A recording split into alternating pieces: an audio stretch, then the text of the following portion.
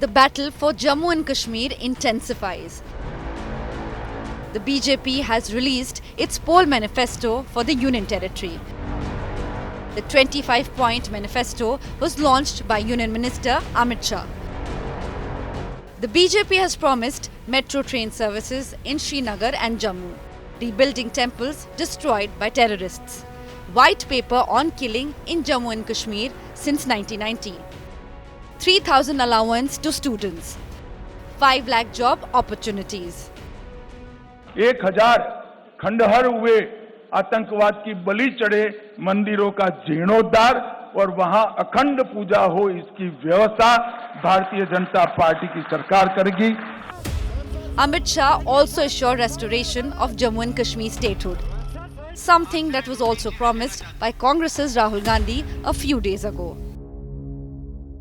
भाई ये मांग जो है वो एक प्रकार से लोगों को गुमराह करने की है.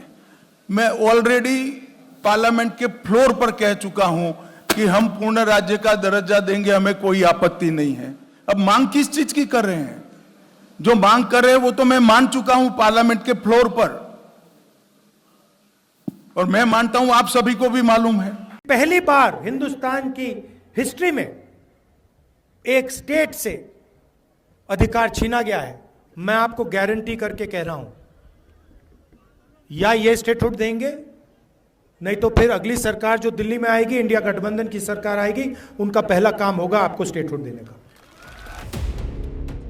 The Home Minister rained fire at Congress over Ally National Conference's demand to bring back Article 370 in the Union Territory. 370 के बारे में आप नेशनल कॉन्फ्रेंस से सहमत हो या नहीं, वो बताइए. मित्रों, वो एजेंडा बहुत खतरनाक एजेंडा है. वो फिर से घाटी में और जम्मू में भय का राज प्रस्थापित करना चाहते हैं. आतंकवाद के माध्यम से भय कर 3 पीढ़ी तक शासन किया है. Former Jammu Kashmir Chief Minister and NC Vice President Omar Abdullah alleged that BJP wants to muzzle the voice of Muslims. जिस तरह यूपी में हमारे मस्जिदों पे, दरगाहों पे, हमारे मदरसों पे ताले लगाए जा रहे हैं, वो बात हमसे छुपी हुई नहीं है. हमने जम्मू कश्मीर को उन ताकतों से बचाना है जो वैसे हालात यहां पैदा करना चाहते हैं,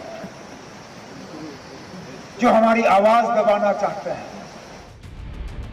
With the Supreme Court holding the abrogation of Article 370 valid, election promises to bring special status back will be seen more symbolic than real. Statehood for Jammu and Kashmir has become the top issue in the first assembly polls to be held in 10 years there. Bureau Report, India Today.